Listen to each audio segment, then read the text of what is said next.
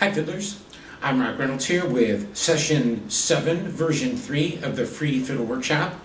Session 7 is the most important session, and here's what we're going to be learning. We're going to be learning the most difficult and the most important skill in fiddling. The full long bow, a slow bow on each string in both directions with power and control. I'm just grabbing the bow, place the bow down on the string, on the E string. It stays steady, then I start the exercise.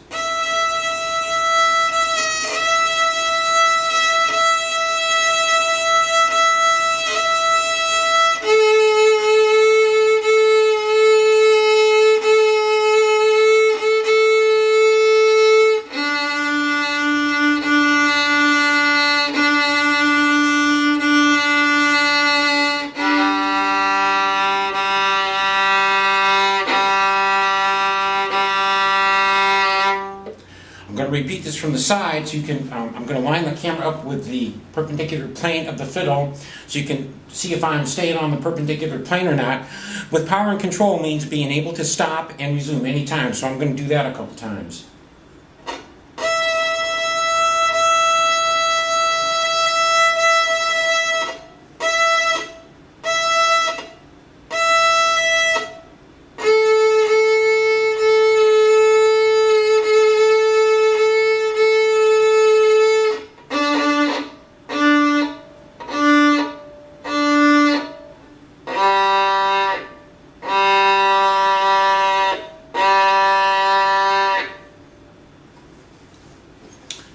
Fiddlers, I'm following along with the document I wrote. Instructions on how to get a copy of this document are included in the text below. So we're just done with the demonstration.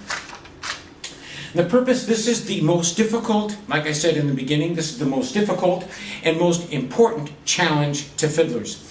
Fiddlers, if you can play a long, slow, clean note with power, being able to stop and start anytime, you can learn to play anything.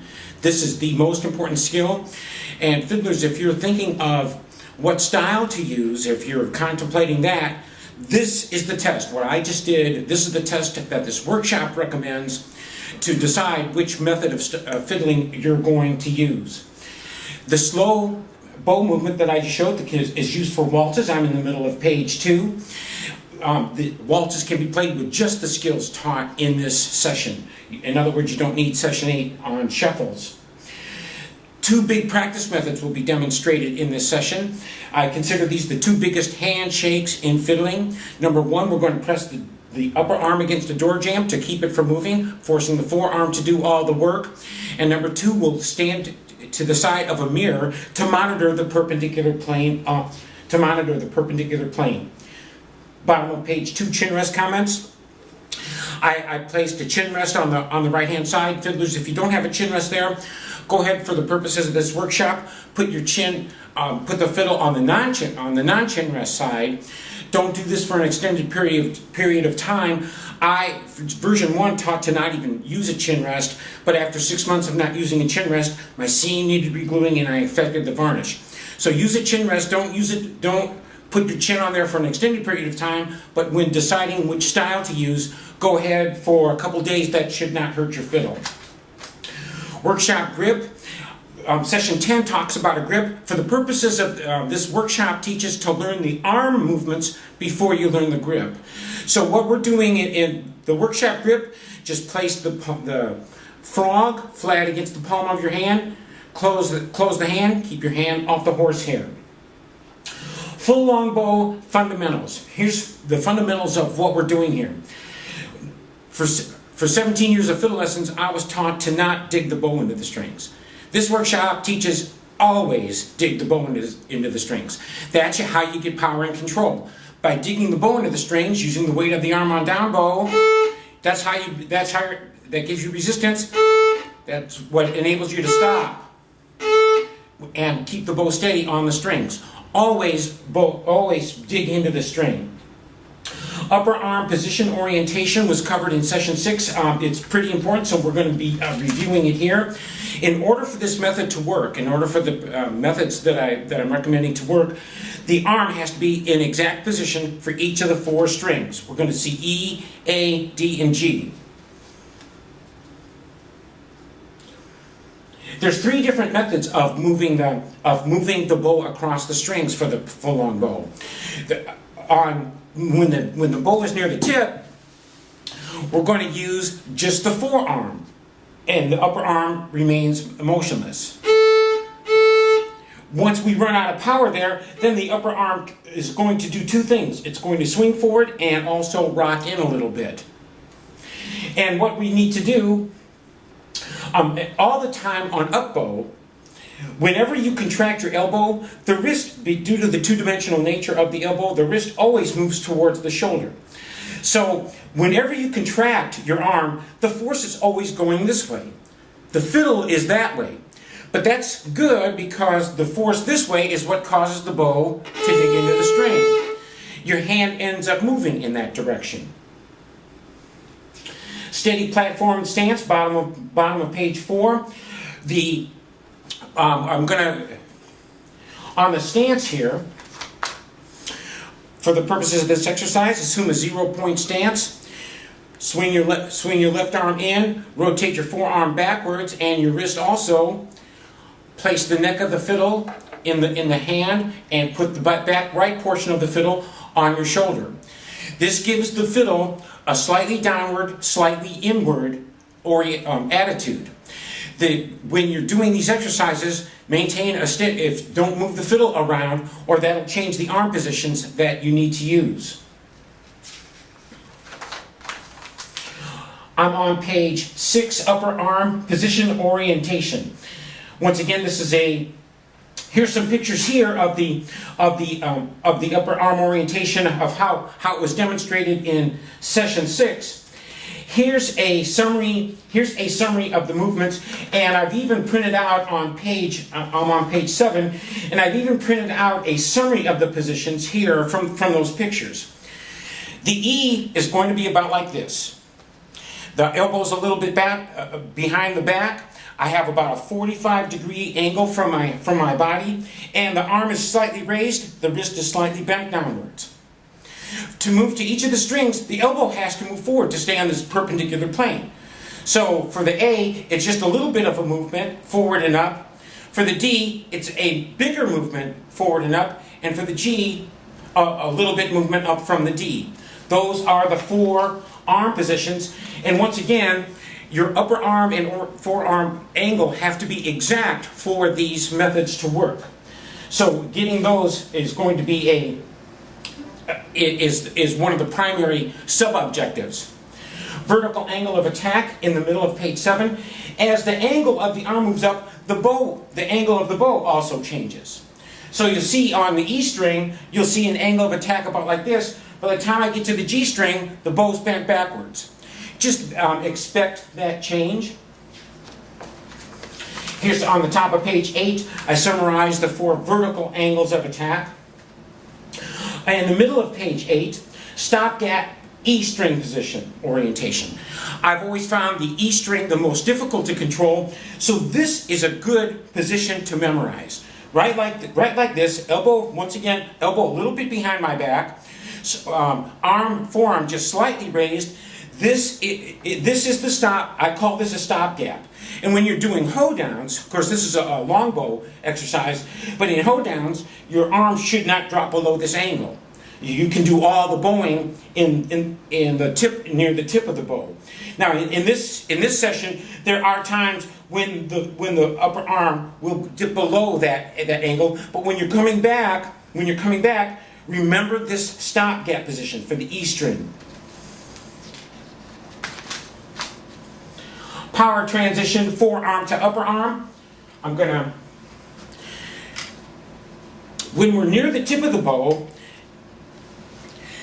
the power to move the bow is supplied by the forearm. This is the E string here, so I'm going to get in here's my E string orientation. I'm going to put my, with this microphone stand is set to my elbow for the E string, I'm going to put my, my arm there. And from here, near the tip of the bow, I just use the forearm. But now I'm out of room on the forearm. Now I transition to the upper arm. The upper arm does two things. It rotates and swings in. Coming back, I rotate backwards until the elbow hits the microphone stand again, then it transfers back to the forearm.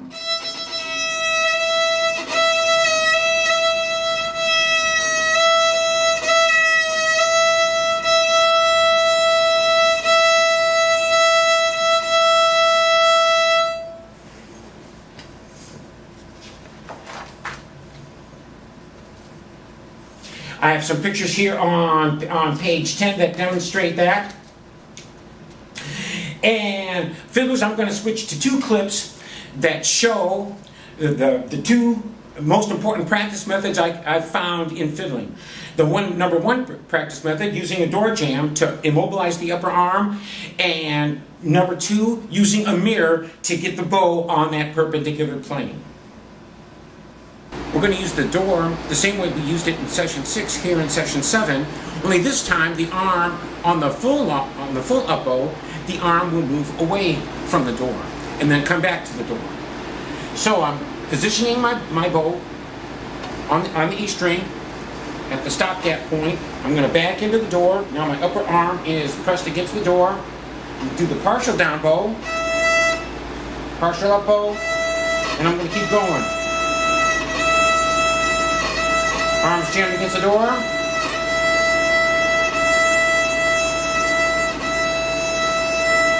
Not jammed against the door. Jammed against the door.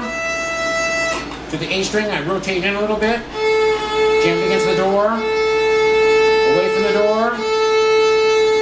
Jammed against the door. D string. Jammed against the door. Jammed against the door. G string. Not jammed against the door. Be able to stop anytime.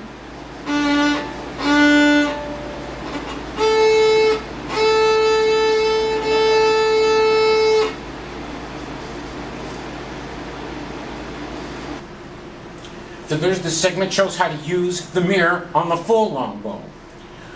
I'm just looking in the mirror. I'm going to start at the down bow position on the E string for the down bow, for the full long bow, or the partial down bow. Here's the partial up bow, and now I swing my arm up, and I look at the bow and make sure that it's still on the perpendicular plane. Switch to the A string. Off there, so I adjusted. Right. And this, especially in the partial up bow, this will tell you exactly where your arm needs to be. To the D string. I'm making sure that the bow stays perpendicular, and the G string. A little bit off there. A little bit off on the D.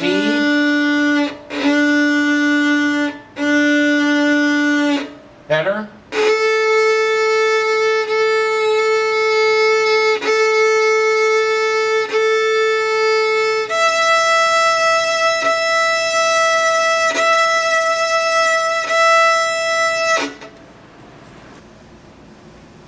And finally, fiddlers, on page 15, we'll do the full long bow exercise.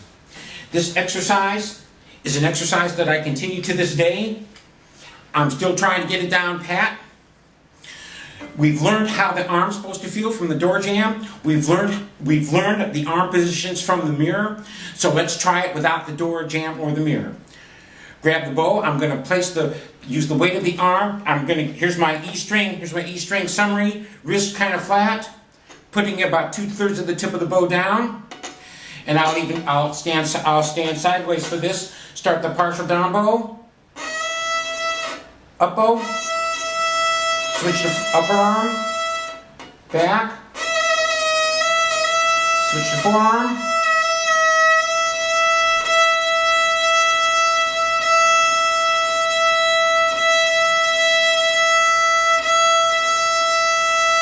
to the A string. Switch the upper arm position orientation.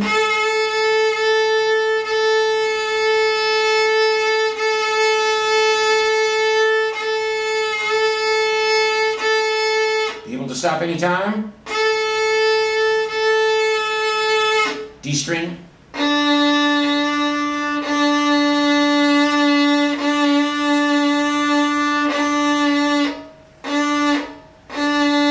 G string.